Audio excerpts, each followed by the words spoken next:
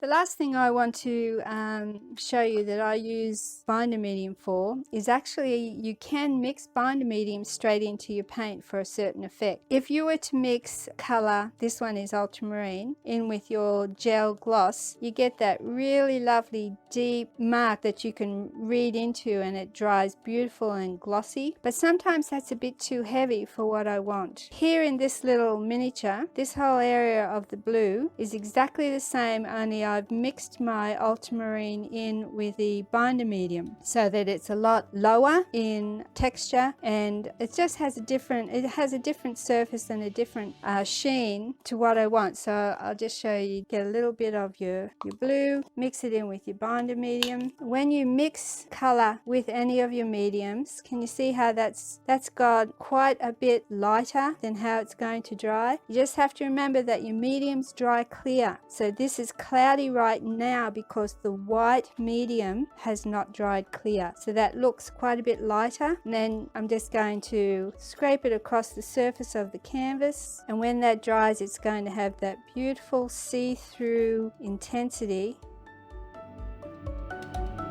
And along the same lines, I can paint a bird. I put in this one, I've added the cerulean blue, and I've painted the seagull in Atelier Free Flow, but you could just as soon do a iris, a lotus, or some other thing. But you get a completely different drying surface sheen when you mix your acrylic straight into the binder.